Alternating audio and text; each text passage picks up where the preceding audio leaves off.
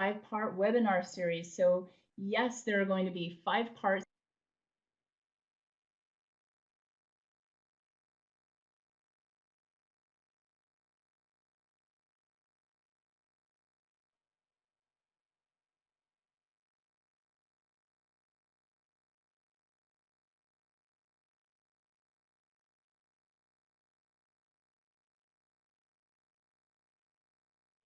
to this series.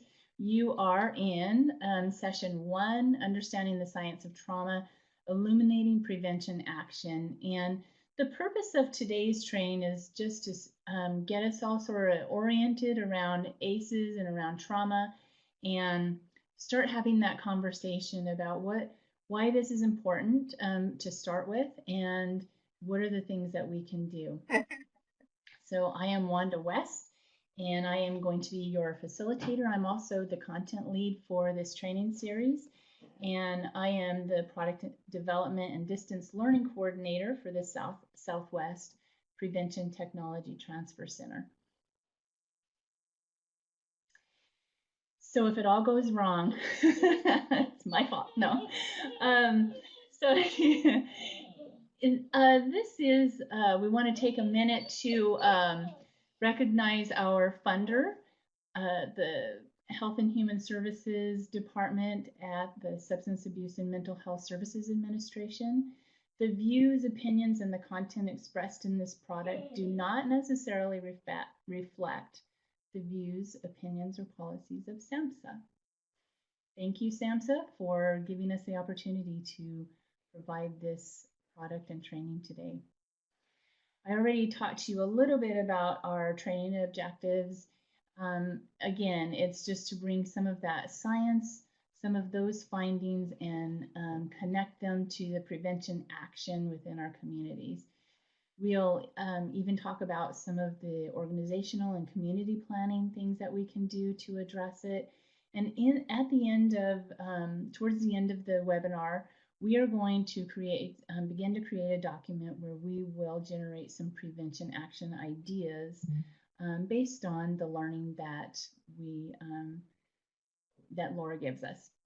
So one of the documents that you see down in the right-hand side now under download files, it says trauma strategy identification.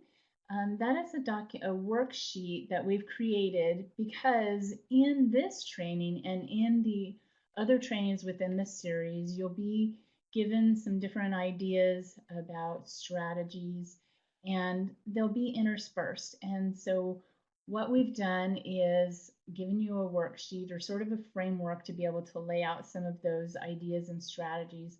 And they're broken up by assessment capacity planning. Rather than putting the lines on the worksheet and not giving you enough space, we just made it one-page worksheet.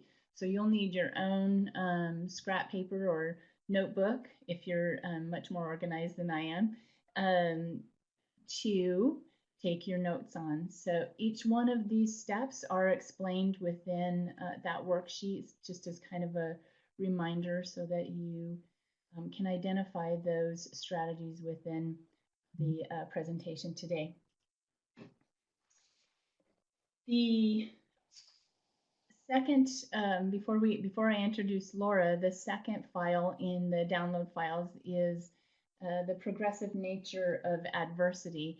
And you will need that document to help work on the activity later on in the training today. And it just gives you a lot more detail if you have it downloaded, because it's as a PowerPoint, all those words are pretty small. So if you can, and it will help you to be able to look at that to talk through it. Now we are going to introduce our presenter, Laura Porter. I'm so excited that we were able to have Laura present today. Laura is the co-founder of ACE Interface, and ACE Interface is a public health education and consultation firm that helps community and sector leaders to improve population well-being through trauma-informed action. Laura has worked to help leaders to use ACE study concepts to build self-healing communities. Her work helps leaders to link research, policy, practice, and community ingenuity.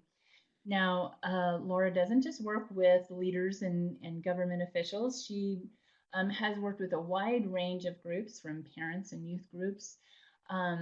She's kind Thank of you so that much, person Wanda, you and want thank to you, just have in Elizabeth. your I'm back really pocket excited to when be you here are with doing all this of you. community work. And Um, an hour and a so half I'm today gonna is I'm just gonna not share going with to. you some ways that my perspective has changed as I've learned more about the science of early adversity in people's lives. And I'll just start by saying that from that very first spark of life, from the very first time when the egg and the sperm come together and there's that spark and we begin to see cells divide and a beating heart and the beginning of that skeletal framework. At every moment along the way, experience is creating adaptation and making us the unique and sacred and amazing human beings that we become. So experience is powerful. And to understand that, we need to combine a few different disciplines of discovery. And I've nicknamed that combination near science, neuroscience or neurodevelopment, epigenetics, or the study of how experience shapes the reading of our genetic code by our cells, ACEs, which stands for Adverse Childhood Experience. And then the R is for resilient communities, something that all of you work on every day. And thank you for that amazing work. That experience is shaping the way we grow and develop.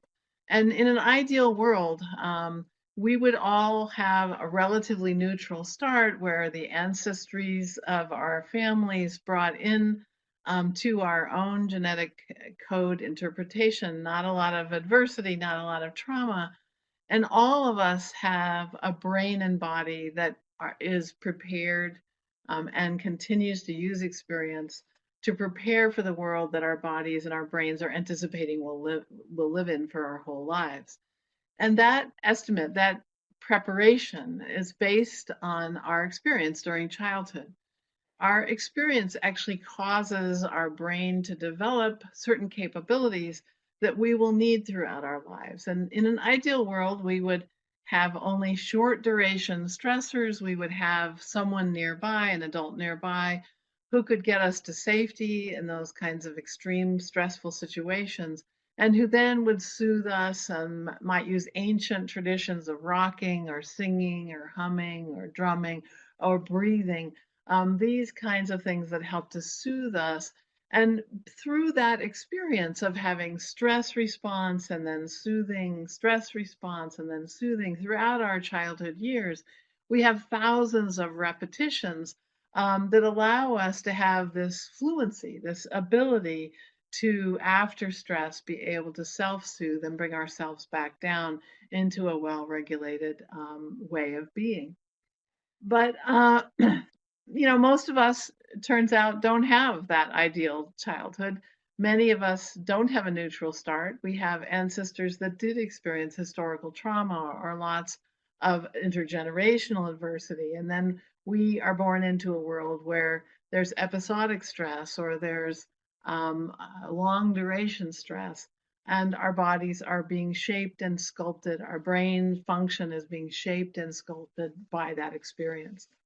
And so, as we learn more about adaptation, we can understand that this is a normal part of being human, that all of us have brains and bodies that are sculpted by experience. And the more we can understand that, the more we can engage our communities in ways that are really a right fit for what the community's experience has been and what the experience of the people in the community has been.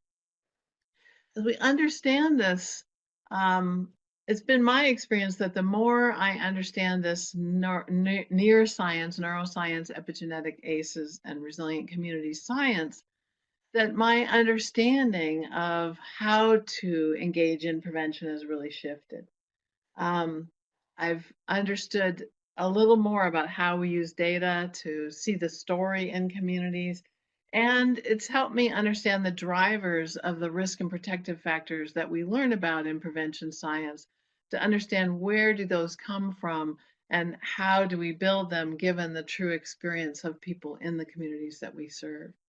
So I want you to know that for me, I've gone through some pretty big shifts in thinking, and there may be some things that I say today that will cause you to question your past thinking, and that's normal because we live at a time of tremendous discovery, and that discovery is shifting everyone's understanding and thinking.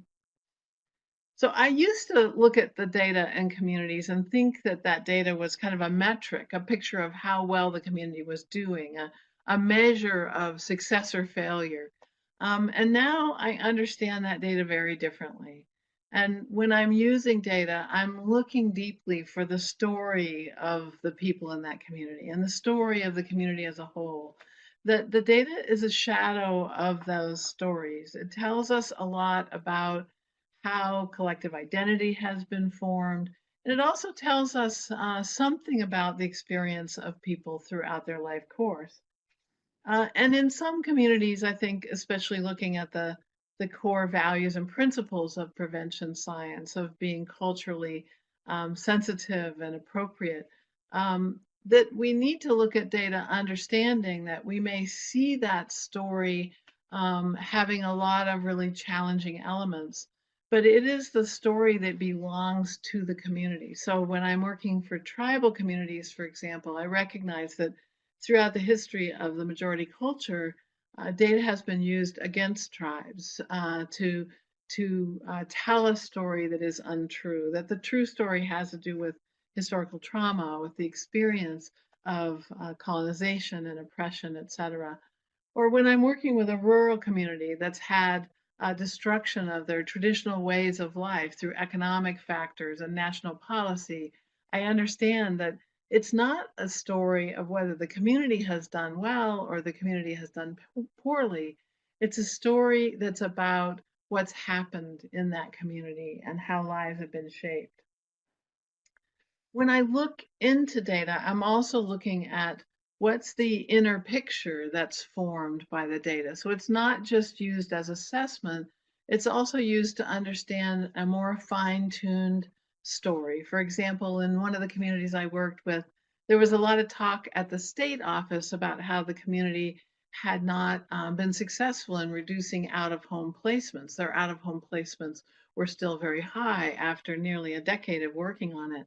But when I looked more closely into the child welfare data in that community, I found that yes, the out of home placements were still high, but termination of parental rights had gone down and down and down. And what was happening was the community was very intentional about we're going to protect children, which may mean removing them from their homes, but then we're going to give this intensive support for parents so that children can be safely reunited with their children. And so I'm always looking inside of the data for is there another story that can help the community celebrate where they've had successes and celebrate and develop that sense of hope and a more positive self talk. What I know is that the data from a community is not a metric that says good job or bad job, but it does tell me something about whether the job they have to do is more difficult in their community than in other communities. And in order to understand that, I have to understand much more about neuroscience, which I'm going to talk about in a few minutes. So I think the job of a preventionist is to surface the true story, the difficulty that people are holding, and the successes, whether they're small or large, on the journey toward healing, toward those superpowers that you folks all wrote about in short in your comments as we were opening. I think we have the job for opening that space for people to understand the truth of the lives in that community and to be more compassionate toward ourselves and others. I think we have responsibility for generating opportunities for thousands of people to have that aha, that change moment where we understand our own history differently and we have compassion and care for ourselves and for the journey that we're on. And I think we have responsibility for helping the community act more strategically. And close to the end of this, I'm going to talk about layering strategy in community and layering strategy in a way that's informed by this science. In order to really take on that challenge, which is a large challenge, we need to understand something more about how experience shapes neural development, brain development in human beings. And since our brains are the command center for our bodies, it's really how experience shapes brains and bodies, especially during the developmental years. So I'm going to talk about that next. Our brain development is sequential. It happens from the most primitive parts of our brain forward all the way up to the frontal lobe, the most complex kinds of thinking we do. And it's dependent on experience. So some people say what fires together, what wires together. Our experience actually creates the neural network, the connectedness among the billions of neurons that we have that form that complex ability not only to navigate our lives in an external way, but also to regulate our bodies and our functioning. And so we understand now that at birth, we have well formed neurons, the brain, one of the two types of brain cells, but those neurons are not very well connected. And that in order to create the kinds of connections for the electrical and chemical signaling to to allow us to respond to environments around us, experiences causing these connections to occur. So that by about mid-elementary school age, we have this dense set of networked neurons, which you see in the center of this picture. And that process of connecting up and creating this network of communication among our neurons is called arborization. Um, and that branching allows us to function in the world with new capabilities. And then somewhere around puberty, we go through a natural process that's called pruning, where the pathways in the brain that are most used are left strongly intact, and the pathways that are least used fall away into the shadows, so to speak. And that natural process of pruning allows us to have the kind of go-to pathways, like when you Google something on the internet and you find that certain kinds of responses come up faster than others. That also happens in our brain. When we have an experience, we have go-to pathways that are based on the pattern of experience we've had through our life. And we can sometimes recover those pathways that are in the shadows. We know that from stroke recovery. But for the most part, it's hard to do that. It takes hundreds and hundreds of repetitions to do that. And in an ideal world, we want to build this rich, uh, experiential life throughout those early childhood and middle childhood years that are characterized by lots of diverse experiences and closeness in relationship, and that allow us to build this rich level of experience dependent network in our neurons so that when we get to puberty, that pruning happens based on that rich level of experience. The process of pruning can be quite different for people who experience neglect in early childhood because they don't have as dense a neural network. They have less rich experience, less diverse experience to build on. And so that's why some researchers say that neglect can have such a powerful effect. But all forms of maltreatment have a powerful effect on children as they're growing up, as do peer interactions in middle and adolescent childhood. So let me talk a little bit about those developmental stages. And the people that research how experience shapes development over time, they research based on studying individuals. So that's quite different than an epidemiological study like the Adverse Childhood Experience Study, where we're studying population. This neuroscience research is done based on individuals. And that science has discovered three main variables that really make a difference in who we become as we grow into adulthood. One is the type of experience. We respond differently to neglect than we do to abuse, for example. The second is gender. Even though boys and girls are both affected by traumatic and stressful experiences during development, girls and boys have different responses at different ages and stages of development to those experiences. And the third is the age at the time when we experienced adversity. And by adversity, I mean either of those kinds of events that heightened our fight, flight, freeze response, our trauma response, because we feel that our life is in danger. That's our natural response to danger, danger, danger, is fight, flight, freeze.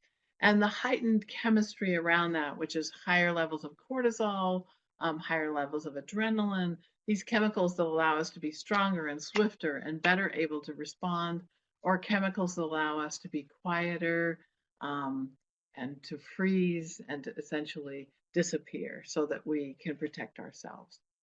And the age at the time of those experiences really matters. It also matters whether we experience chronic adversity.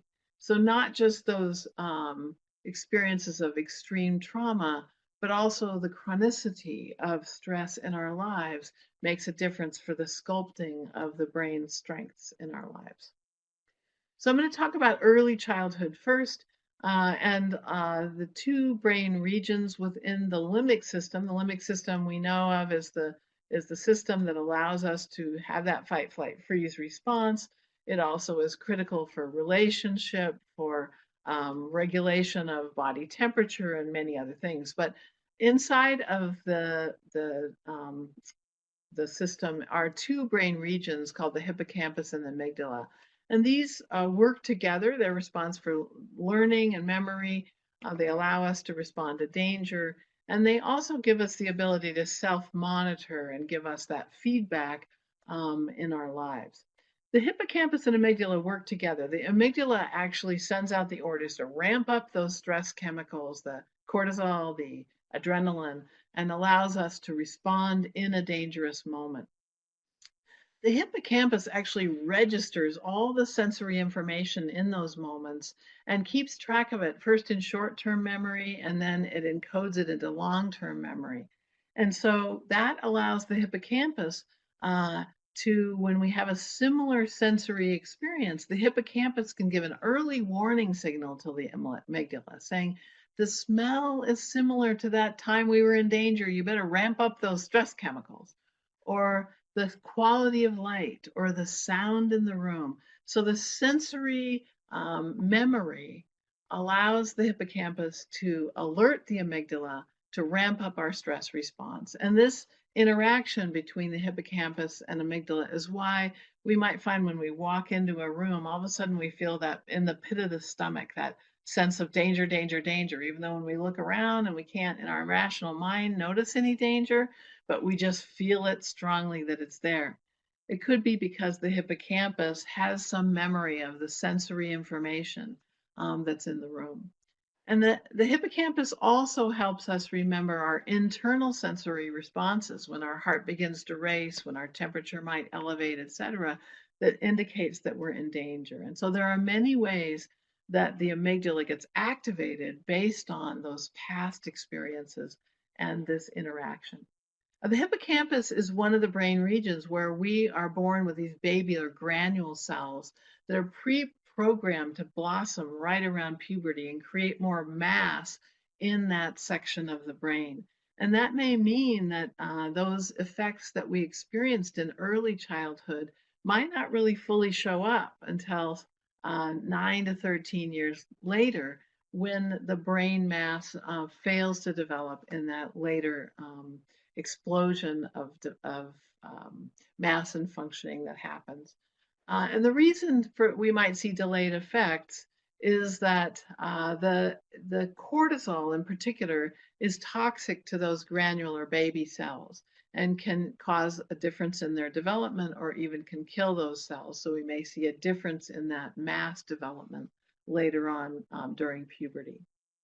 That just means we want to stay aware and be prepared to be supporting young people who maybe had experience during early childhood that might include a variety of kinds of maltreatment or chronic adversity. Let's see. So when we have stress activation, it turns out that in those times when our fight, flight, freeze response is up, when our cortisol is flooding through the body, many people who have those experiences during childhood and have that influence on the hippocampus and amygdala can't process rational thinking at the same time they're in that high alert status. And that's because of these two brain regions plus another one that I'll talk about in a minute. But the essential fact is that in a highly emotional state, those people can't actually have a rational conversation in that moment. They might need to do some belly breathing or go for a run or do some drumming or singing or chanting or other ways to soothe themselves before they end up being able to talk things through. So here's a simple tool that we can put into place to help ourselves and others to reflect on our own emotional state and say, I'm going to be ready to talk right now. I'm feeling pretty calm and well regulated. I feel like I can think things through. Or, when I reflect on my state, I might need an hour before I can talk about this, or I might need a day before I can talk about this because my stress is highly activated. And when we create environments where it's safe to reflect on our own emotion and to say a word or two about it, then we can create the kinds of environments where everyone in community can be involved in prevention activities. Everyone can then be a part of the conversation about how do we prevent. So that simple target tool can be really helpful to people and to be really helpful for people to be able to fully engage in the efforts that you're sponsoring. Early childhood is really important. It lays the groundwork. And how do we help people self regulate when they didn't have that safety in those early years? Well, here are just some simple kinds of ideas. But Dr. Bessel van der Kolk, who's one of the leaders in trauma informed care, says we just have to keep two things in mind. We have to activate people's social engagement at the same time we're calming the tensions in the body.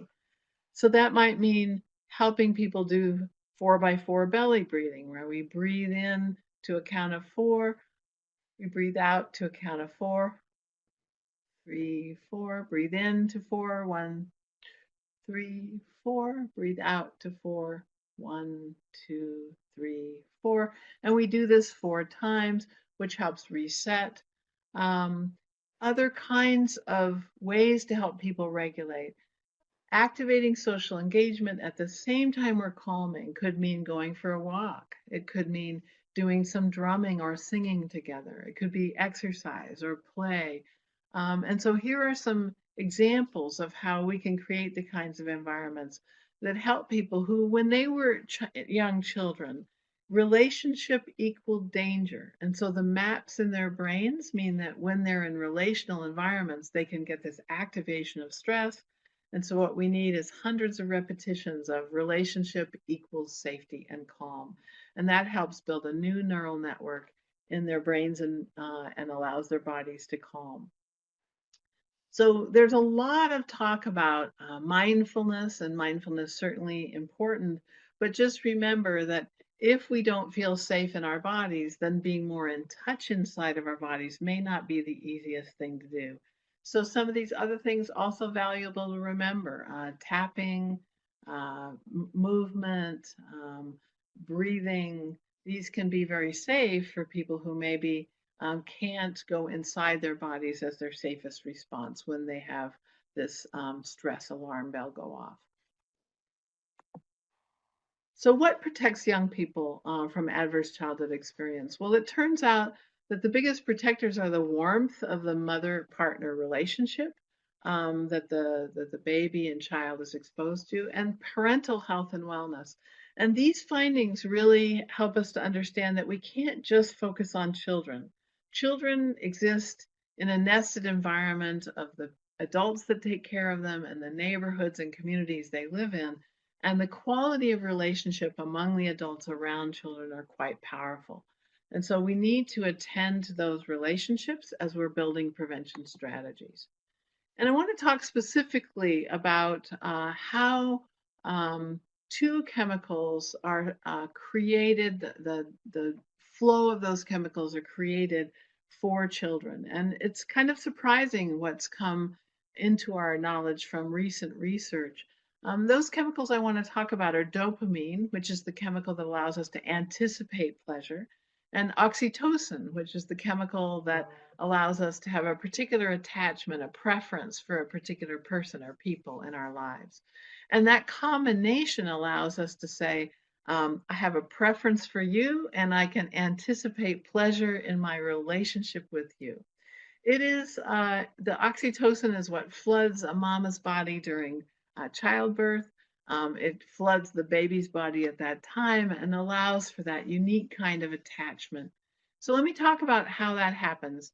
Once the baby's born, the infant gives social cues of suckling, of making those lovely little cooing noises, of the physical touch, the eye contact the baby makes, that lovely mimicking. Have you seen newborns and the films about the parent can do this with their tongue and the little baby will go just at even a few hours old. So that mimicking the baby makes, those infant cues cause mom's oxytocin level to come up in her brain and bloodstream.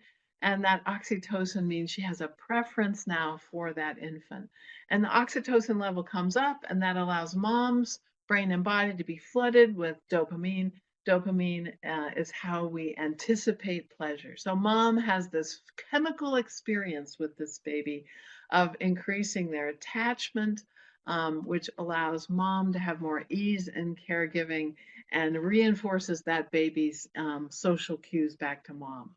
Really an amazing process that engages the ventral tegmental area that's at the base of the midbrain and interacts with the hippocampus. So it's also allowing memory of this closeness, this attachment. But what is remarkable to me about this process is that the early maternal caregiving is mirrored by the baby. The oxytocin increases, the dopamine increases. Baby mirrors the production of those chemicals. They borrow the ability from mom, essentially, to make those chemicals, to have them flow in this abundant way, so that baby also is attached to mom and baby feels a preference and that anticipated pleasure in their relationship. And it turns out that the early experiences of this flow back and forth of oxytocin and dopamine are what creates the base set point for that child when they grow into adulthood, the amount of oxytocin and dopamine that their brains are producing in relationship and in their general life every day. So those first weeks and months of life are so important because dopamine, difficulties and disruption in levels of dopamine are associated with more drug addiction challenges, more depression challenges, and other mental health challenges that people have. And so we need to think about prevention starting at those earliest points in that relationship.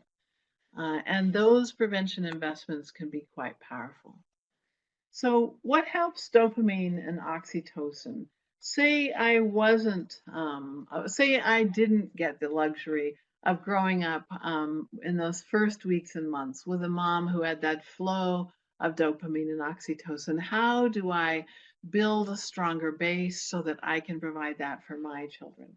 Well, it turns out some simple things matter a lot. Safety matters, laughter, engaging in those kind of joyful activities. And laughter doesn't have to be because you passed a joke. You know, you can just laugh because you're laughing, right? And it's funny, it's contagious. As we laugh, we create laughter around us, the people. Diet, especially omega-3s, and even chocolate can make a difference for the protection of dopamine. Mindfulness, calming activities, um, practicing executive function. We'll talk about executive function a little bit later in this talk. And the practice of naming what's going on, because what happens is our self talk makes it harder for us to anticipate pleasure if we're blaming ourselves all the time. Why am I not able to do these things that other people are able to do? Once we understand, I might not be able to do it because it might be harder for me. And so I'm going to make the effort in my life to turn that around for my children or my grandchildren. That naming and stopping the blaming can be quite powerful in helping to re regulate. Now, obviously, for some people, some of the best ways to help with dopamine includes some medication where we may need to have that support in order to have that flow and that ability to anticipate pleasure. So here's some things that really help with dopamine and noradrenaline. Noradrenaline is the chemical that regulates nervous activity and helps us calm after a stressful event and helps us focus and helps us activate our executive function, our ability to think through the next steps we might take. Uh, So I want you to think about early childhood as a time for prevention, but I also want you to think about middle childhood as a time for prevention. Because from early to middle childhood, the brain region that's extra sensitive to experience is the corpus callosum, the superhighway that connects the right left side of the brain. And this superhighway is essential for integrating math and language and interpreting symbols. It's critical um, for integrating the gestalt, the experience of the moment with all of the detailed knowledge of the moment so that we actually have that complex understanding of what's going on. It's also the brain region that helps us integrate our emotional self with our rational thinking selves. And for people who have big effects to the corpus callosum, they may actually be people who can't have that rational conversation when they're in that highly emotional state. The corpus callosum interacts with the hippocampus and amygdala to create barriers to that. These are the people who may need to go for a run first before they have that rational conversation about consequences or about next steps. And the corpus callosum is sensitive to infant neglect, in particular for boys, and to sexual abuse, in particular for girls, around age 9 and 10. But in middle childhood, we have two other brain regions that are really critical for us to remember. One is the right temporal gyrus that is associated with profound depression and suicidal ideation when it's been disrupted through trauma early in middle childhood, around age 7 to 11. And this is a brain region that's particularly sensitive to emotional and verbal abuse and to peer bullying. And so when we think about bullying, we need to think, especially in this age range, this middle childhood range, that bullying is a life-threatening experience because it can set up a different way that this brain region works that can lead to suicidal ideation and suicide attempts.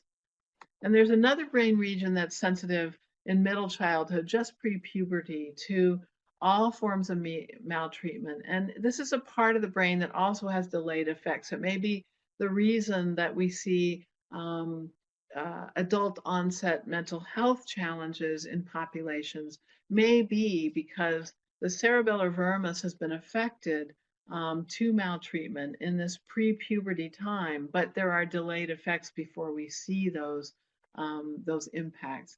The cerebellar vermis is known to be the seat of mental health, and it also is the part of the brain that allows us to physically move through space with ease, to notice the peripheral details around us. So effects to this part of the brain can be associated with ADD and ADHD-like symptoms because our attention to the world can be altered through our experience at this time. When I'm thinking about community data, I'm looking for effects in middle childhood because so many communities, if I were to go into a community and do dozens of interviews and kind of map out the strategies that existed in that community for preventing challenges throughout life, I often find robust strategies in early childhood and robust strategies in adolescence and virtually no strategies in place to protect and help develop children during middle childhood.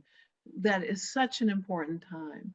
And when we look at the data across the last decade, we've seen increases in adolescent suicidal ideation and increases in bullying in many communities and increases in young adult mental health challenges. These may be associated with this middle childhood period where communities aren't doing a good enough job, in my personal opinion, with protecting young people, with working with whole families at this age, and with explaining to people why words can be quite powerful. You know, when I was a kid, I was taught sticks and stones can break my bones, but words can't hurt. But that was wrong. We now know that words do hurt.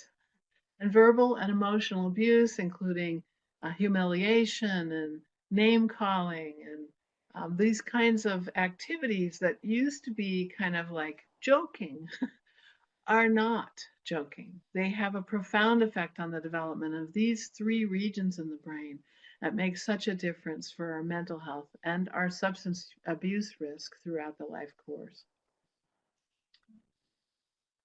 Laura, we have a question from Paula before we leave that mid-range. What is the age range of middle childhood? Around 7 to 11, and then for the pre-puberty, it's just right before puberty at that later range of that 11, 12. Yeah. Okay, thank you. Yeah. So I want you just to reflect for a moment.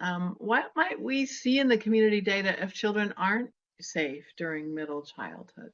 And you're welcome just to type into chat. These are some reminders here in the middle of the screen about the kinds of impacts we might see. And so what would you look for in the community data to kind of see this story about whether we're adequately protecting and supporting during these middle childhood years? What comes to mind for you? The chat, you're putting some things, high risk behaviors, absolutely. We might look at after school programs, absolutely. I look and see whether the test scores on the kinds of mathematics that are about integrating language and math. What's happening with those test scores? We might see differences in life skills, absolutely. We might see more depression, might see more suicidal ideation in adolescents and adults.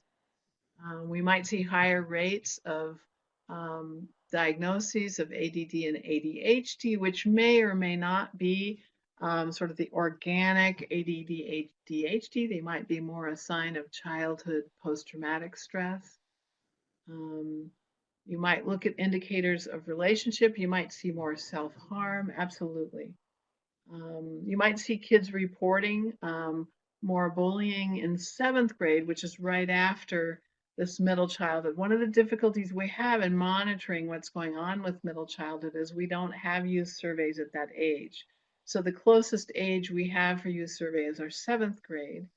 And so we might look at the 7th grade youth survey for indicators of the impacts on some of these things. Or we could interview teachers. They might report that they're having kids that are having a hard time in stressful times being creative. They might need to calm themselves first. So these are some things we look at in the data to get a clue about whether we need to have more protection in these middle childhood years and whether we need to shift our strategies in programs that you've identified here in the chat. Programs like after school programs, family support programs for families with children in this age group, or programs that are designed to intervene when behaviors are first starting to be challenging around age 10, 11, 12, which some of the communities I've worked with have put in really innovative ways of noticing those early red flags and helping families. So Vicky's saying you have 6th grade data in Missouri. Awesome. So you have a little bit closer to this age group and that can help. And you might see kids being more withdrawn at that age. That's right. And you could see that by interviewing after school program directors, teachers, etc. So those are some good observations. I want you to look for this story about whether we're protecting kids in that age group. So I just want to include a little bit about adolescence into adulthood. As we are moving into adolescence and into our early adulthood, our brain has been developing from the most primitive functions that are about internal regulation, that are about regulating our temperature regulation, our heartbeat, those kinds of internal things, all the way from the back to the front, to the frontal lobe. And this is the part of the brain that helps us with our thinking and our judgment, our rational thought. It's part of what helps us have hope. And hope researchers say hope has 3 parts. I have to be able to imagine that there could be a better future. I have to be able to imagine that there could be a path to that future and I could be on the path. And so hope requires that ability to use our frontal lobe to imagine that path and to imagine I could be on that and to be able to take some actions regarding hope. And that requires executive function skills. And the cortex has multiple developmental stages that are sensitive. In early childhood, it's sensitive to all forms of maltreatment. In middle childhood, it is particularly sensitive to family violence. And by the way, we know from the Adverse Childhood Experience study that families that are experiencing intimate partner violence inside of that family unit are much more likely to have many ACEs. Those kids are much more likely to have higher ACE scores. It's the one ACE that is most highly interrelated with the other ACEs. Um, and then the cortex, the frontal lobe, highly impacted by sexual abuse right around puberty and into the 15, 16 years. So we see then impacts to thinking, to judgment, to long-term memory, to hope and executive function, all of these very vital for substance abuse prevention, right? And so we have to be designing our work, recognizing that people may have challenges in these areas. If they've had some experiences that have affected the frontal lobe, they may be able to be more productive with their substance abuse prevention in their own lives if they're part of groups that are talking about these things, that are explaining that these challenges in life might be challenges because life is actually more difficult for you. When I talk to parents or young people, I say life might feel more difficult because it is more difficult. These kinds of experiences make it more difficult to navigate life without some of these adaptations that have a downside. When people reach outside their body to get regulation, they often, because they feel uncomfortable living in their own bodies, because of these kinds of adverse experiences, they will reach outside their own bodies for self regulation to help them regulate. And often they reach to tobacco, which helps us reduce anxiety and depression, or to other drugs that helps with dopamine and oxytocin and helps with serotonin, these drugs that these naturally occurring brain chemicals that help us anticipate pleasure, help us experience joy. But when they're not naturally occurring, people will reach outside of their own bodies to drugs and alcohol just in order to kind of have the life they can see other people get to have. And when we're able to name it and say it might feel more difficult for you because it is more difficult, but there are some other ways to boost serotonin, to boost dopamine, to increase your sense of joy in life that don't have such a big downside as drugs and alcohol have, then we can help to guide people into a more preventive realm. So executive function skills, it turns out that we continue to have sensitive development, meaning it's easier to develop these skills all the way in through our 20s. So when we're working with families with young children, we have the adults in a sensitive developmental period where it's easier to develop these executive function skills. And we have children that are also in a sensitive developmental period, both for the earliest forms of executive function, but also for the hippocampus, the amygdala, our emotional regulation, all these things. So it's a powerful time to work on dual generation prevention strategies. And these are some of the executive function skills.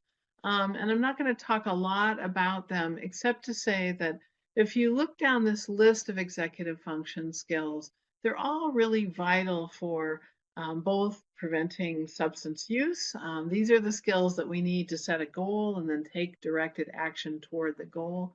And they're also the skills that we need to do well in school, to meet the expectations of traditional education.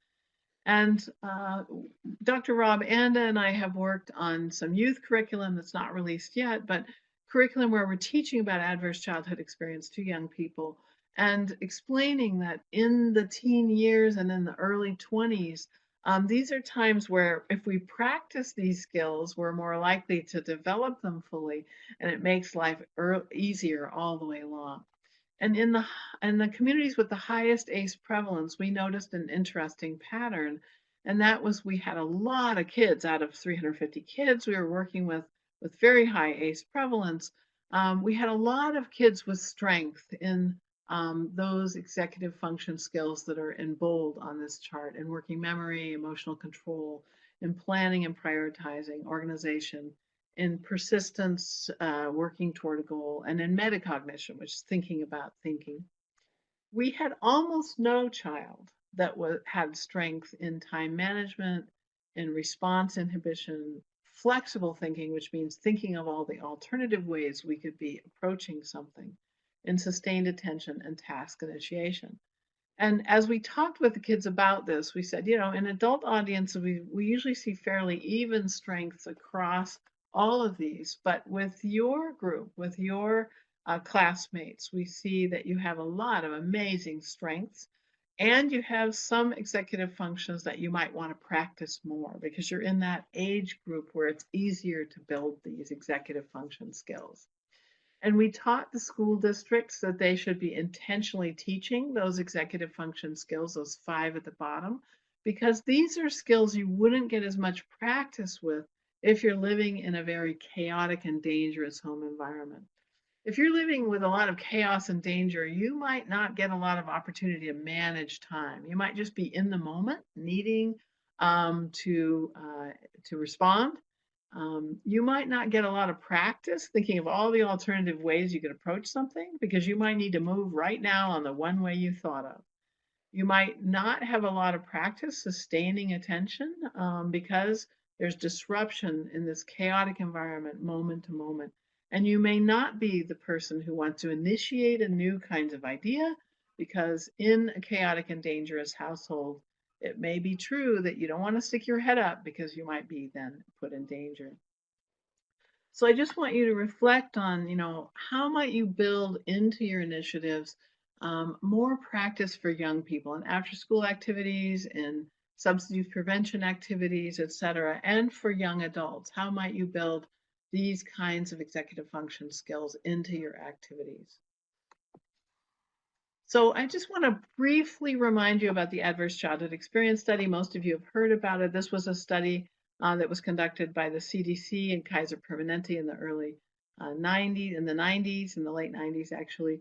And it looked from a life course perspective about how adversity might be shaping social, emotional, and cognitive function and leading to risks in people's lives. This study was over 17,000 people, the largest study of its kind. They looked at 10 kinds of adversity, 3 kinds of abuse, 2 kinds of neglect, and 5 indicators of stress and chaos in families that are listed here on the screen. And they found that among the 17,400 plus participants in the study, that all of these kinds of adverse childhood experiences were common, and that the higher the ACE score, the more categories of adversity people experienced, the more likely the population was to have alcohol challenges, to have drug use challenges, and to begin to initiate drug use earlier and continue it across the life course. So these are laid out using an ACE score. So if we look at these 10 kinds of adverse childhood experiences, what the researchers found was that these tend to pile up. And the higher the number of categories of adversity, the higher the impact on the population. So the ACE score is the number of categories of these 10 kinds of things that people have experienced. And an ACE score is not predictive at the individual level, but it's quite predictive at the population level, meaning the higher the ACE score in the population, the higher the risk for alcohol use, for drug use. And so we see ACE scores along the bottom of each of these charts from 0 to 4 or more. And the height of the bars are the percentage of people for example, who initiated alcohol use regularly at before age 14. And we see a quadrupling of the risk between the kids that had the adults who had an ACE score of 0 and the adults who had an ACE score of 4 or more. The stair step kind of chart typical. And then I wanted to let you know that Native researchers, African American researchers, and other minority populations have also done their own studies that are very similar to the ACE study. This one is from Doctors Koss, Palaka, and Wan, about adverse childhood exposures and alcohol dependence in 7 tribes. They looked at also at 3 kinds of abuse and 2 forms of neglect, and they also looked at family context. They looked at 4 different kinds of indicators of disruption in family context. In this case, they looked at boarding school, foster care placement, adoption, and having alcoholic parent. And they found the same kind of stair-step pattern. The higher the number of different kinds of adverse exposures, the higher the percentage of adults who had alcohol dependence. These are odds ratios. So the people with 4 or more different kinds of adverse exposures had 7 times the odds of becoming alcohol dependent as adults as the people with 0 exposures. So whether we're looking at the original ACE study, which was done in San Diego with Kaiser Permanente wellness researchers, or whether we're looking at studies that are now happening throughout the world and by indigenous and minority researchers, we're seeing the same stair-step pattern. These are charts from the ACE study, that the higher the adverse childhood experience category, the higher the ACE score in a population, the higher we see behavioral health challenges, physical health challenges, and adult challenges, including worker injury, unemployment, homelessness, and difficulty functioning. So given what you know about how trauma and adversity shape brain development, why do you think accumulation of many kinds of adversity would have such a big effect? So I'm not gonna take your time trying to guess on that. You might already have some insights, but I'll just answer the question for you. Because each kind of experience has a different impact on brain development, and it has a specific impact at a different age and stage and on a particular brain region. So when we have many different kinds of adverse experiences during childhood, we have impact on more parts of the brain and on more of the neural network that is connecting those parts and allowing them to work together. So it's not just the intensity and frequency of any one kind of adversity, it's also the layering of adversities that occur across the life course that affect a broader range of brain regions and affect a broader range of health and well-being. When the ACE study was first conducted, we didn't have that neural science research. In fact, much of the technology that we use to study brains didn't even exist yet. And so the findings from the ACE study were new and profound and shocking. But now we understand the neuroscience and epigenetics, and we understand more about why the accumulation of different kinds of adversity has such a profound effect. And this is a complex picture, partly because adversity leads to adaptations, which I've talked to you about, these adaptations of how we function differently. But then we change how we function. We might have a different stress activation. We might have a different level of attachment and belonging with other people. We might have a different way of calming and soothing. We might have a different cognition or pattern of cognition in our lives. And we go out into the world being our adapted self, our amazing, unique, sacred self, and society responds. And how does society respond to people who tend to be more hypervigilant, more hyper aware of threat, who have a difficult time picking up social cues and having positive social relationships? For people who have a different ability to regulate themselves and who may need some extra steps in order to reach to self-regulation. Well, we all know how we respond. We reject those people and we eject them. We start in preschool with reject, eject. And what happens then is we get more adversity across the life course. Every community is perfectly designed to deliver the status quo, to deliver the level of adversity we are delivering. And we do that through our social response to people who have experienced adversity and who then come into the world hoping someone will see them as the amazing self they are And instead, they're seen as a person with deficit or a person with challenge. And we can instead get that right fit engagement that invites them into community, invites them into leadership, and allows them to fully participate in community. The more we understand about adaptation, the more we can respond in a way with compassion and full engagement of everyone in the community. So we now understand a lot more about how adversity progresses across the life course. Early trauma and stress will lead to predictable patterns of brain development, which can lead to cognitive challenges, including language and using one side of the brain more than another, called lateralization, can change our decision making, our memory. It can lead to attentional problems in life. It can lead to sensory problems and problems navigating time and space or experiencing panic and fear. And it can lead to relational problems, understanding social cues in different ways or having isolation from other people. And when we take all of those cognitive, attentional, sensory and bodily, somatic kinds of challenges and relational challenges, it can lead to higher risk for early substance use and continued substance use. And the way society responds to those challenges is we tend to kick people out. We send them to special kinds of education. They can experience more relational problems, more rejection in school. These are the people who can't access our typical kinds of prevention services because those prevention services are not crafted with them in mind and their challenges and their assets and strengths in mind. And we tend to see those people kicked out of the normal pathways into delinquency, expulsion, suspension, and participation in the justice world that leads to prison.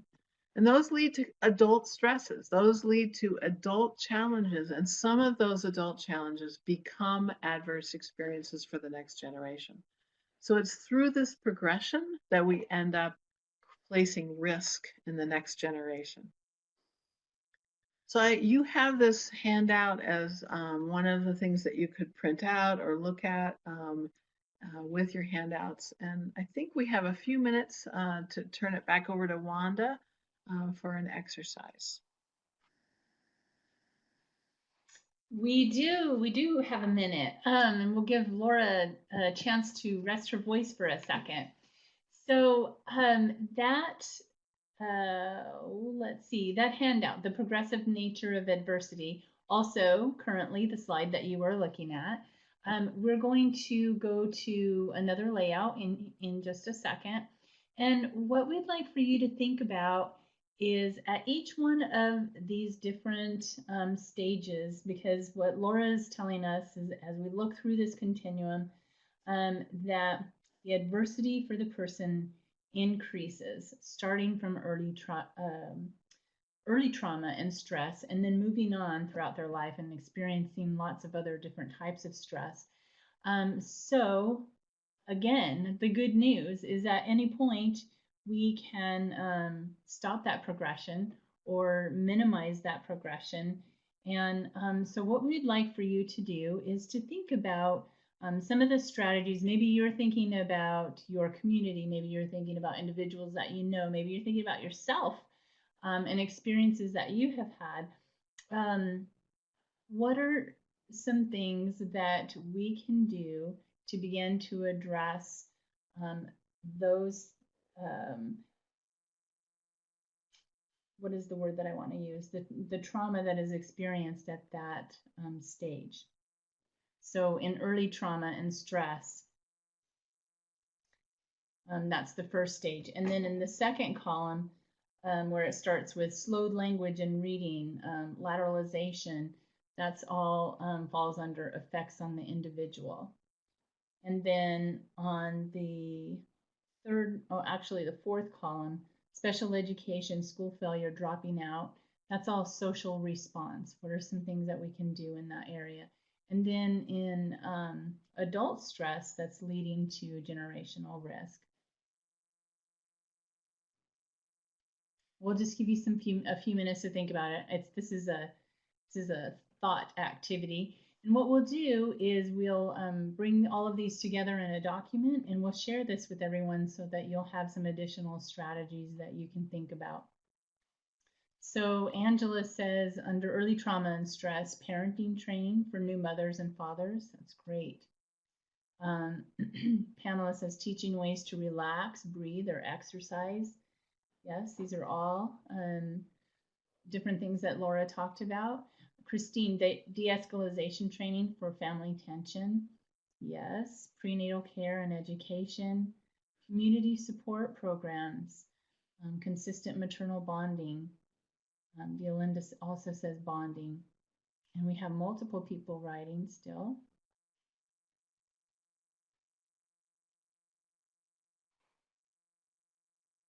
So Pamela and Hilda say effects on the individual.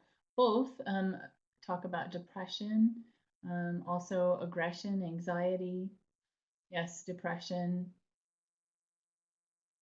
difficulty attaching.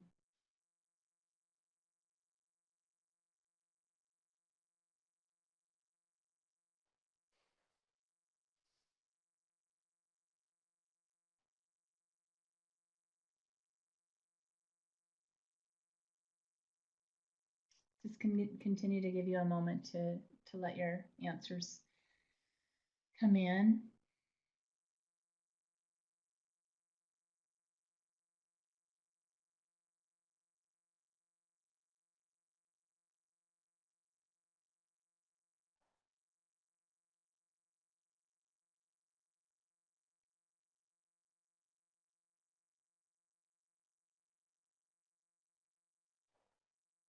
So hopefully, if you are doing the strategic prevention framework activity, you've been able to come up with several strategies.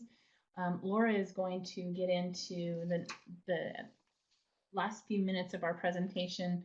She's going to be getting into several more strategies and talking about some of the things, some of the work that she has done.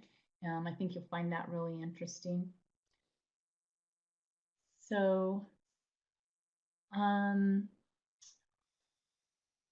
let's see. So let's just go really quickly through some of these as your answers are still coming in. Some of them we've already mentioned, prenatal care and education, consistent maternal bonding. A lot of you are talking about bonding and parenting. A loss of a classmate to an illness, that's one that hadn't been listed before, and that is very significant. Teach ways to develop dopamine. I like that, Vicki. Unhealthy relationship with parents. Again, some more about positive parenting and prenatal care. Okay, effects on the individual. We saw lots on depression, suicide, fear and social isolation, difficulty focusing. These are lots of different areas in which we can intervene. Lack of social skills. Shame, educating teachers and medical professionals. So attentional issues with origins and trauma can be properly diagnosed and treated. Yes. I think Todd earlier in the presentation was talking about some of that, some of those strategies that were needed in the schools that he's working in. Social response, Laura in this area talked about radical welcoming, intentionally celebrating people's involvement, even when those people have relational challenges. Okay. Find better intervention methods that are not punitive but rehabilitative, right? Introduction to the arts, more creative outlets, I like that idea. Trauma-informed schools. And then in adult stress, that leads to generational risk. Some of the things that I see here are appropriate therapy for adults to deal with their own trauma, community education for adults who may not understand the connection between current behaviors and past trauma. Yes. You know, how many folks may be hearing this type of information for the first time? and may not really understand why they have had these difficulties throughout their lives. Um, Laura, I liked your idea, walking buddies, especially during pregnancy. Um, what else do we see on there? Dad's groups where they support one another with self regulation.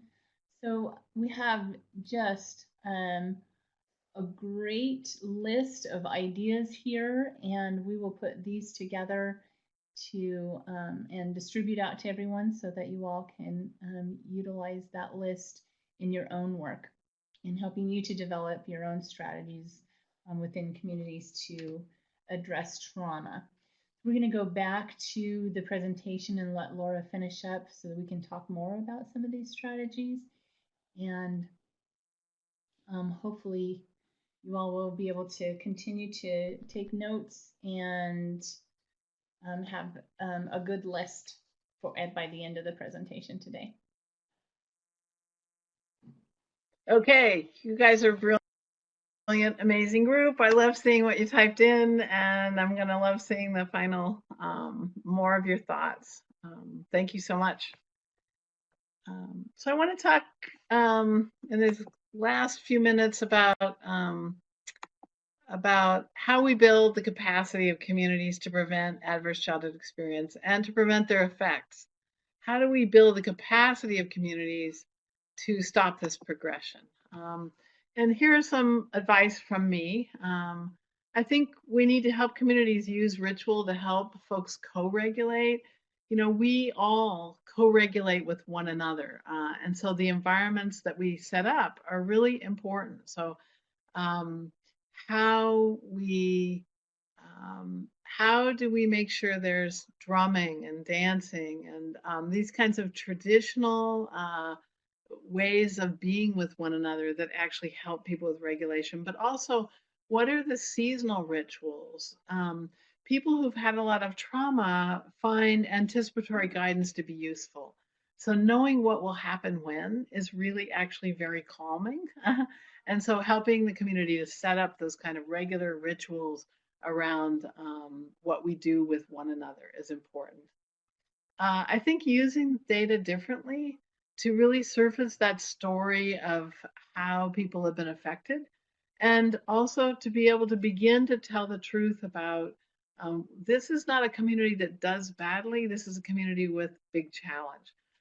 And that is a different way of thinking about it. And that's true for individuals as well. That notion about using data to tell the story of life might be more difficult because it is more difficult, but we're the ones making that change, right? To build the hope and the promise and the confidence that we can do that. And that's the next point, and that's really intentionally building efficacy, that sense that what I do matters. And that means we need to mine the ideas of the community and act on those local ideas, because it's not really whether they come up with a perfect program or not that matters. It's whether they believe that their ideas are worthy of action. Efficacy is a powerful tool for healing from trauma. I think we can build whole new stories. We can sort of catch the community doing brilliant things, being more compassionate, being more welcoming, and we begin to tell what I think of as positive gossip. I used to always tell and still sometimes tell this, you won't believe this story about how great people are as they shift and change and use this science to heal. We can work differently with groups. You know, in prevention science, oftentimes we're told we can convene large groups and do this planning and these processes in places with very high ACE prevalence. Large group doesn't feel safe, and so we may need to work with much smaller groups, or we may need to go one-on-one and gather ideas and then package them together, because one-on-one people might experience more safety and be able to be more creative and more productive in helping to lead the community's change.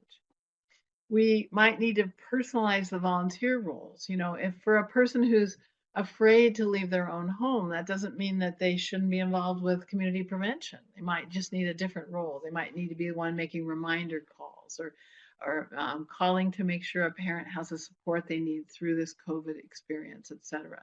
So more personalized volunteer roles that are really tailored to that right fit. Who has that person become? How have they adapted to their experience? And what does that mean about how they want to give their time and their leadership? It's really vital that we help to build social networks that are healthy and strong, and help communities build a practice of reciprocity, on being able to count on one another. And in fact, in communities with higher rates of reciprocity, where adults can count on each other for favors and to look out for kids and to step in if kids are in trouble, that reciprocity is associated with a big drop in the rates of depression among parents, and that leads to better attachment, better belonging, more leadership in community, more engagement with prevention. And lastly, we can facilitate the bridges across the social groups. Social bridging, the hardest kind of capital to create, but really powerful. And that's the practice of reaching outside of your own circle of help and support to bring someone in you don't know well who can give some help and support, or to give help and support outside of your social circle. Social bridging, quite powerful in reducing not only the rates of health problems, but also the practices of health promoting kinds of activities. I want to share with you in our last few minutes a few tools that I've built to help communities build the capacity. And one of those is just a map of the kinds of programming. This is a map of 140 programs. We laid it out in this pie chart. Each slice of the pie is a different discipline, and each number on the chart would correspond to a program or activity. You can see the center circle are prevention oriented, the next outer circle are things for at-risk populations, and the very outer band are intervention and interdiction kinds of things for people in crisis.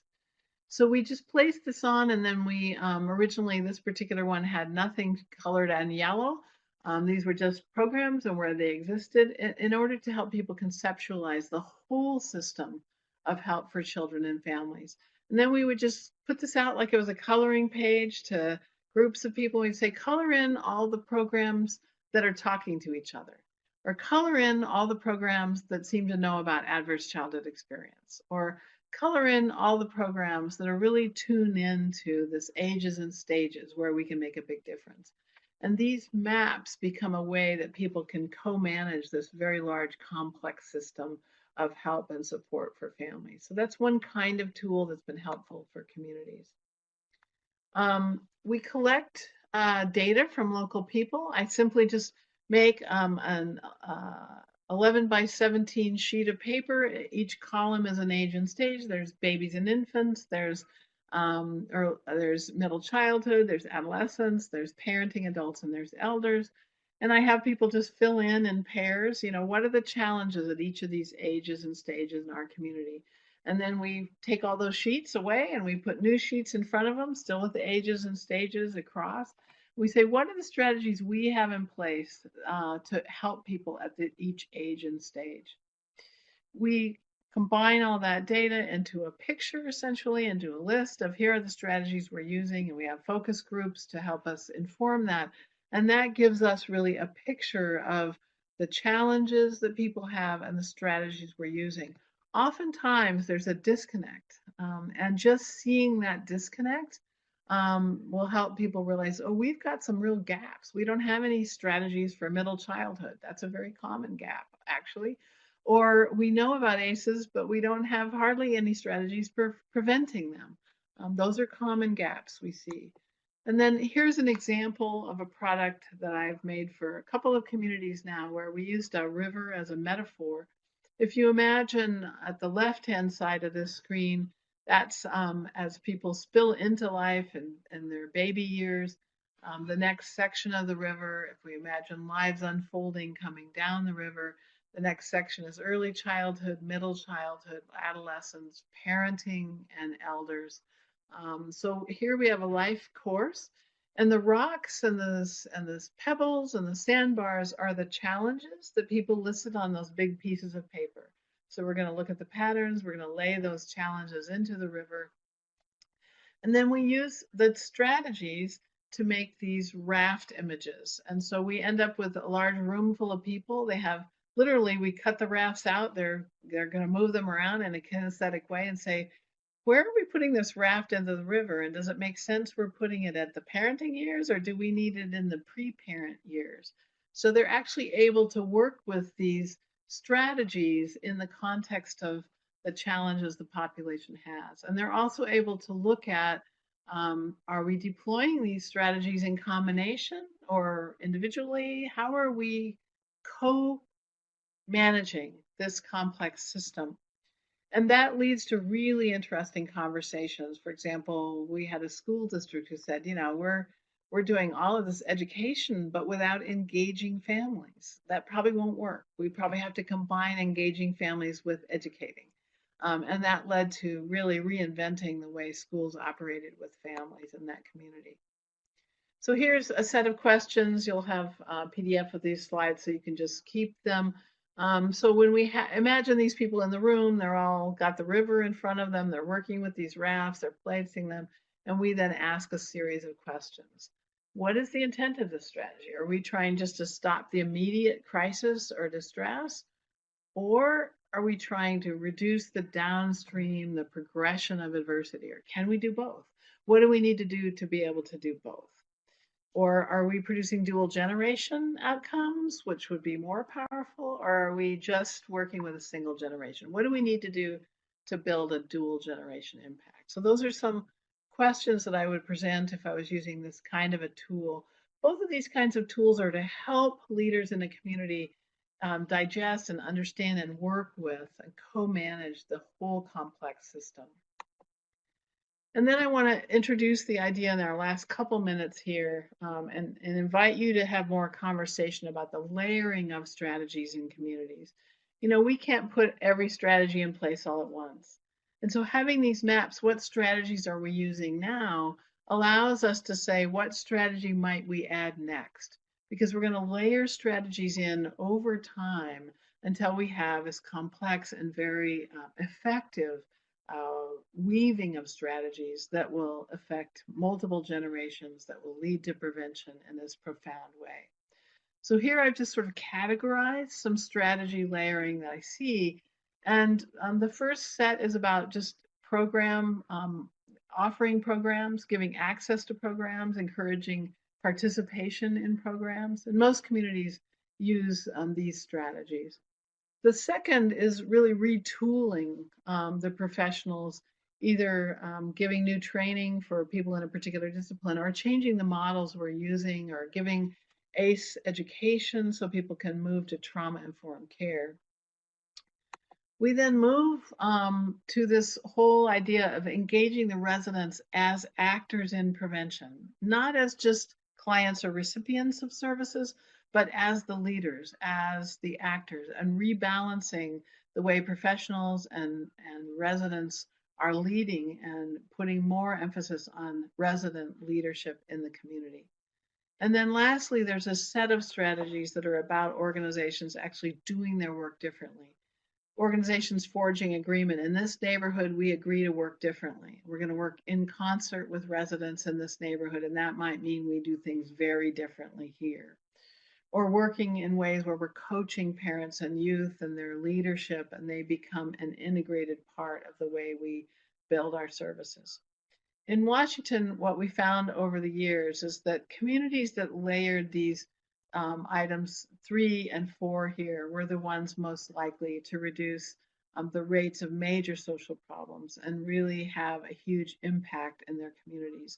And so I want you to consider layering strategies in beyond just program access and to leading to this resident engagement and organizations working differently.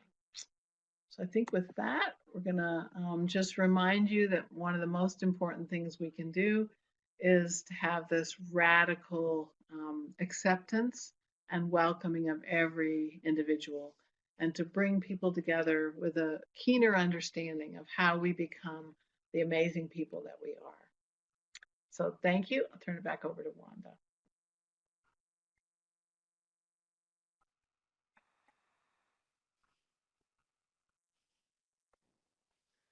Laura, thank you so much. That was so wonderful. And as I said at the beginning, it's an hour and a half just isn't enough time with you, but we sure appreciate what you've been able to share. Laura is a researcher, so she just has a wealth of information. Yeah, we're seeing some comments. Wow. We want to remind everyone that there was a lot of information for you to catch on. So you can watch this recording over and over again as much as you want. We will have it posted to our website next week. Those of you who are registered will receive a copy of the recording and all of the documents from today's webinar in an email next week. If you haven't registered yet, there is still time to do so. You may get on that link and register so that we have your email information. Be sure, if you are not already, be sure that you sign up on our email list. You can go to our website at the South Southwest PTTC, and the website address is pttcnetwork.org, and then you can select the South Southwest Center. Sign up on our email list because we will be sending out updates with resources and information throughout the next several months, with information on the trauma series and registration and additional resources. Right here on the bottom right, Elizabeth, will you open that poll?